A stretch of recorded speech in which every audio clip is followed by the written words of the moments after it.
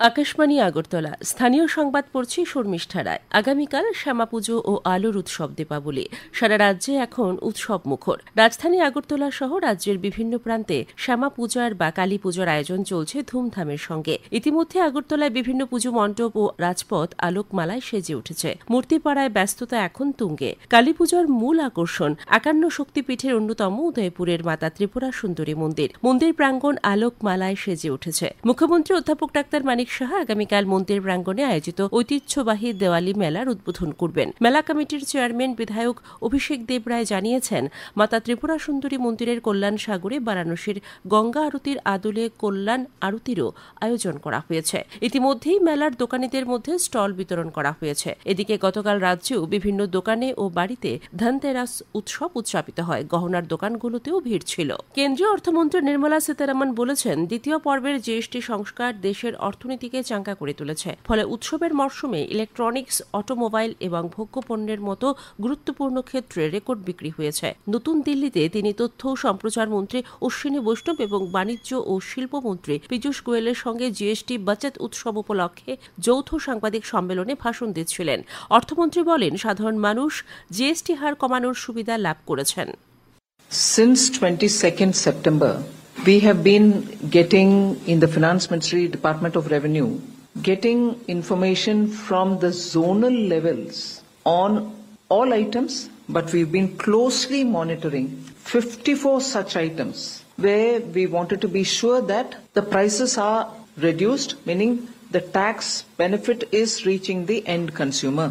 অনুষ্ঠানে তথ্য সম্প্রচার মন্ত্রী অশ্বিনী বৈষ্ণব বলেন, এই বছরের নবরাত্রি উৎসবে রেকর্ড বিক্রি হয়েছে। তিনি বলেন, আগে নবরাত্রি উৎসবের তুলনায় এই বছর নবরাত্রি মরশুমে ইলেকট্রনিক্স বিক্রি 25% বৃদ্ধি পেয়েছে। জিএসটি বাচত উৎসব সম্পর্কে বাণিজ্য ও শিল্পমন্ত্রী পীযূষ গোয়েল বলেন, নবরাত্রির মরশুমে যানবাহন বিক্রি বেড়েছে এবং ইলেকট্রনিক্স ক্ষেত্রেও সমস্ত রেকর্ড ভেঙে দিয়েছে। তিনি বলেন, এত অস্থির বৈশ্বিক পরিস্থিতিতেও দেশের প্রবৃদ্ধির গতি এতটাই শক্তিশালী যে আন্তর্জাতিক মুদ্রা তহবিলও দেশের প্রবৃদ্ধির পূর্বাভাস 6.6% সংশোধন করতে বাধ্য হয়েছে। মুখ্যমন্ত্রী অধ্যাপক ডাক্তার মানিক সাহা গতকাল জানিয়েছেন, জাতীয় চিকিৎসা কমিশন চলতি শিক্ষাবর্ষ থেকে আগরতলা সরকারি মেডিকেল কলেজের জন্য 4টি নতুন পিজি আসন অনুমোদন করেছে। এর মধ্যে এমডি রেডিও ডায়াগনোসিসে 2টি আসন এবং এমডি রেসপিরেটরি মেডিসিনে 2টি আসনের অনুমোদন দিয়েছে।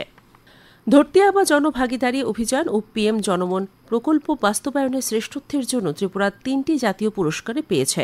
সমবায় মন্ত্রী শুক্লাচরণ নোয়াতিয়া গতকাল সচিবালয়ে সাংবাদিক সম্মেলনে জানান, গত শুক্রবার নতুন দিল্লির বিজ্ঞান ভবনে কেন্দ্রীয় জনজাতি বিষয়ক মন্ত্রক আয়োজিত আদি কর্মযোগী অভিযান বিষয়ে একটি জাতীয় সম্মেলনে রাষ্ট্রপতি দ্রৌপদী মুর্মু এই পুরস্কার তুলে দেন। ধরতি আবা জনভাগিদারি অভিযান প্রকল্প বাস্তবায়ন এবং পিএম জনমন প্রকল্প বাস্তবায়নে শ্রেষ্ঠ রাজ্য হিসেবে ত্রিপুরা 2টি জাতীয় পুরস্কার অর্জন করেছে। সেই সঙ্গে পিএম জনমন প্রকল্প বাস্তবায়নে শ্রেষ্ঠ জেলা হিসেবে স্বীকৃতি পেয়েছে উত্তর ত্রিপুরা জেলা। সাংবাদিক সম্মেলনে জনজাতি কল্যাণ মন্ত্রী বিকাশ দেববর্মা ধরতি আবা জনভাগিদারি অভিযান এবং আদি কর্মযোগী অভিযানের মাধ্যমে রাজ্যের জনজাতিদের জীবনযাত্রার মান উন্নয়নে রাজ্য সরকারের কাজকর্মের বর্ণনা করেন। স্বাস্থ্য সচিব কিরণ গিত্তে বলেছেন, প্রধানমন্ত্রী জন আরোগ্য যোজনা ও মুখ্যমন্ত্রীর জন আরোগ্য যোজনায় রাজ্যের 100% মানুষকে স্বাস্থ্য বীমার আওতায় আনা হয়েছে। গতকাল আগরতলার প্রজ্ঞা ভবনে Tripura state pharmaceutical price monitoring and resource ইউনিটের উদ্যোগে আয়োজিত এক সেমিনারে তিনি কথা বলেন। সকলের জন্য সাশ্রয়ী মূল্যে ওষুধ দাম পর্যবেক্ষণ, বাজার ভিত্তিক তথ্য সংগ্রহ, ভোক্তাদের সচেতনতা শীর্ষক এই সেমিনারে স্বাস্থ্য সচিব আরও বলেন, মেয়াদ উত্তীর্ণ ওষুধ ও নেশা সামগ্রীর বিরুদ্ধে কার্যকরী ভূমিকা নিতে হবে। অনুষ্ঠানে ন্যাশনাল ফার্মাসিউটিক্যাল প্রাইজিং অথরিটি অধিকর্তা কুমার আমান ভারতী বলেন, জিএসটি সংশোধন হওয়ায় ওষুধের দাম হ্রাস পেয়েছে। প্রধানমন্ত্রী মৎস্য সম্পদ যোজনা 59 জেলার কৈলাসহরে গড়ে তোলা হচ্ছে মাছের খাদ্য প্রক্রিয়াকরণ কেন্দ্র। দৈনিক 2 টন ক্ষমতা সম্পন্ন এই কেন্দ্রটি গড়ে তুলতে ব্যয় হবে 30 লক্ষ টাকা। মৎস্য তত্ত্বাবধায়ক প্রণব কান্তি নাথ এ খবর জানিয়েছেন। কর্নেল সিকে নাইডু ট্রফি অনূর্ধ্ব 23 বছরের ক্রিকেটে মধ্যপ্রদেশের কাছে 8 উইকেটে হেরে গেল ত্রিপুরা। জবলপুরের নিমখাটেতে 4 দিনের খেলার তৃতীয় দিনে গতকালে 7 উইকেটে 220 রান থেকে খেলতে নেমে স্বাগতিক মধ্যপ্রদেশ প্রথম ইনিংসে সবকটি উইকেট হারিয়ে 276 রান করে। 10 রানে এগিয়ে থেকে রাজ্যদল দ্বিতীয় ইনিংসে 128 রানে সবাই আউট হয়ে যায়। জয়ের জন্য 139 রানের লক্ষ্যে নেমে মধ্যপ্রদেশ দ্বিতীয় ইনিংসে 2 উইকেট হারিয়ে প্রয়োজনীয় রান সংগ্রহ করে নেয়। এর আগে রাজ্যদল প্রথম ইনিংসে 286 রান করেছিল।